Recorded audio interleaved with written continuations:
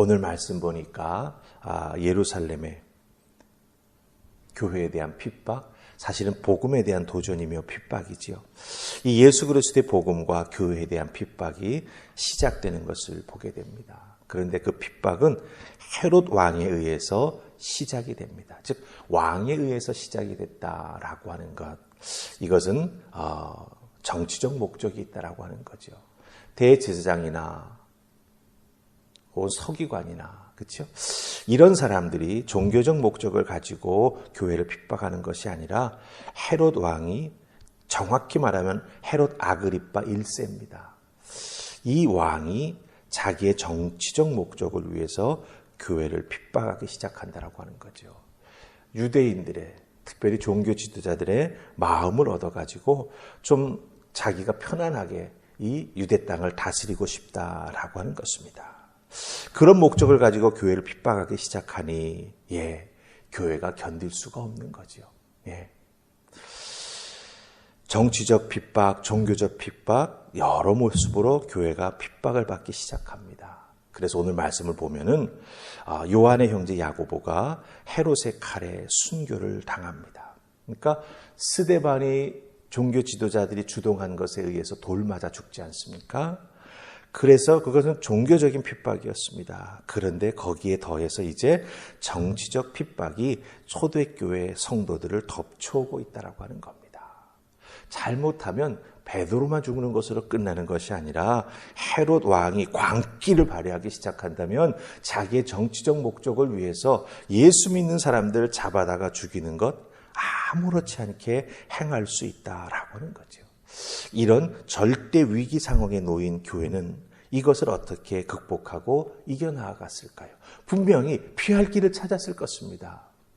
어떻게 피할 길을 찾았고 교회는 그 위기 상황을 극복하고 이겨나갈 수 있었을까요? 그 길을 찾는 게 우리에게 참 중요합니다. 왜냐하면 오늘 우리가 살고 있는 이 삶의 터전은 대놓고 우리를 핍박하지는 않습니다.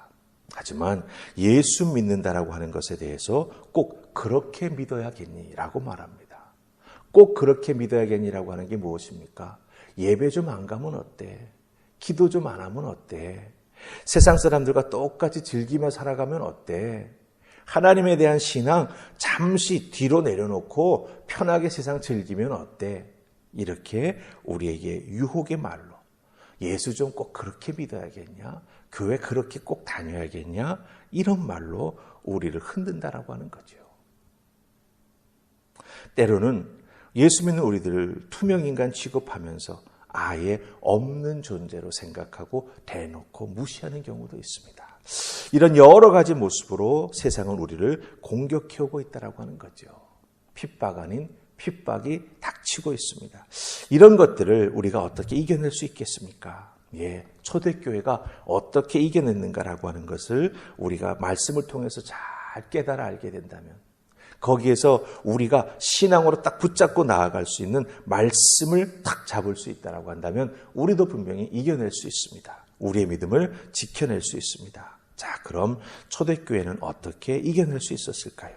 자, 우리 12장 3절 말씀 보십시다. 12장 3절입니다. 같이 읽습니다. 시작. 유대인들이 이 일을 기뻐하는 것을 보고 베드로로 잡으려 할새 때는 무교절 기간이라. 아멘. 헤롯 왕이 야고보를 잡아 죽이니까 유대인들이 그 일을 보고 기뻐했다, 이렇게 말합니다. 여기서 기뻐했다라고 하는 말은 그 야고보를 죽임으로 말미암아 헤롯 왕의 인기가 사람들로부터 올라갔다라고 하는 거예요. 요즘 말로 말하자면은 여론조사를 했는데 헤롯 왕의 그 여론조사의 긍정적인 평가가 이렇게 올라갔다라고 하는 거예요. 아, 내가 이거 잘한 일이구나. 이렇게 헤롯 왕이 생각하는 그 이유가 여기에 있다라고 하는 거죠. 아, 유대인들이 예수 믿는 사람을 잡아 죽이니 좋아하는구나. 이렇게 생각하는 거죠. 근데 왜 헤롯 왕의 인기가 올라갔겠습니까? 다른 것 아니지요. 바로 헤롯 왕이 유대인들의 가려운 것을 긁어주니, 유대인들의 종교 지도자들이 아주 정말 못마땅하게 생각하고 있는 그 가시를 탁탁 뽑아주니까 얼마나 좋겠습니까? 그러니 헤롯 왕의 인기가 올라간다라고 하는 것이죠.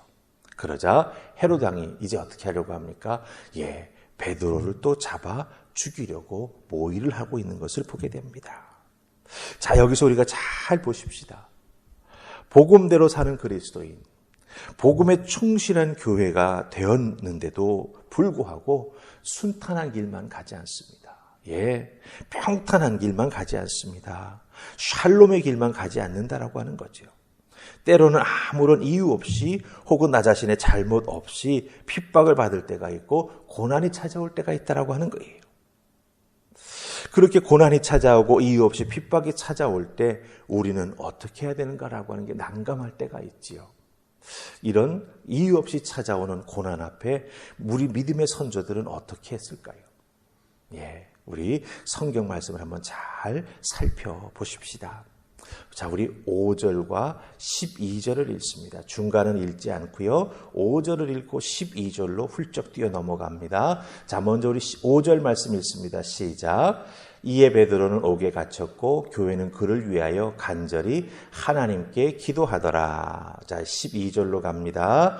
깨닫고 마가라 하는 요한의 어머니 마리아의 집에 가니 여러 사람이 거기에 모여 기도하고 있더라. 아멘. 자, 5절 보니까 베드로가 옥에 갇히자마자 예루살렘 교회는 베드로를 위해서 하나님께 간절히 기도했다고 말합니다.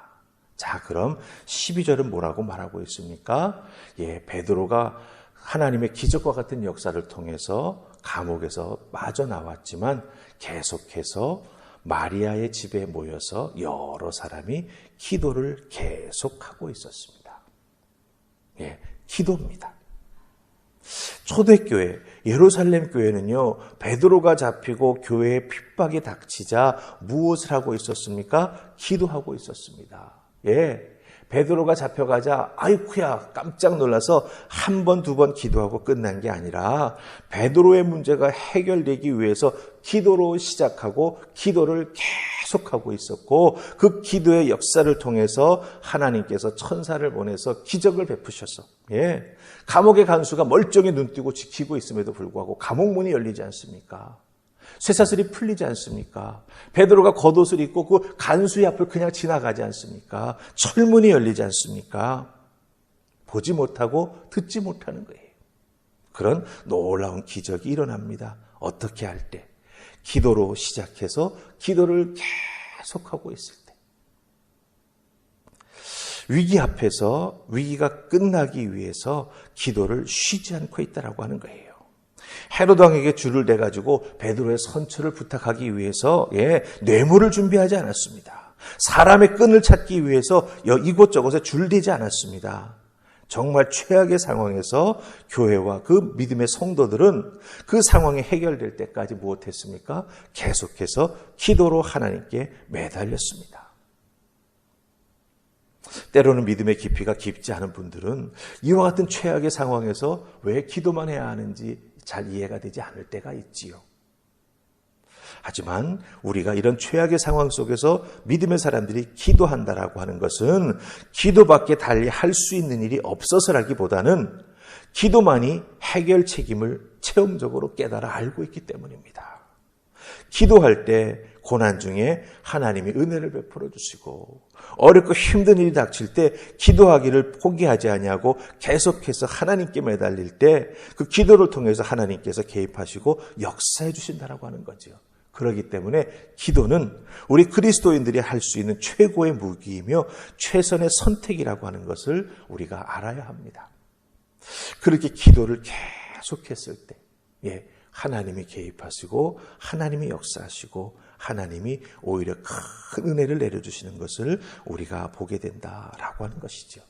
그래서 기도했을 때 어떤 일이 일어나는가라고 하는 것이 6절로부터 시작해서 10절 속에 그 기적의 내용이 정확히 기록되고 있는 걸 보게 됩니다.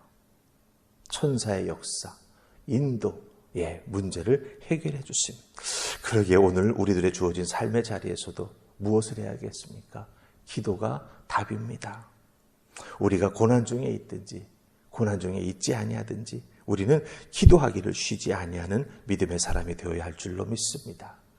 이 기도의 믿음 가지고 오늘도 여러분들 이 새벽재단에서 하나님께 간절히 기도하시면서 응답받으시고 특별히 여러분의 삶의 자리에서 어려움을 잘 이겨나가시며 기도를 통해서 미리미리 믿음으로 잘 환난을 준비해 나아가는 담대한 하나님의 사람, 기도의 사람 될 수 있기를 주님의 이름으로 축복합니다. 아멘. 우리 기도하십시다.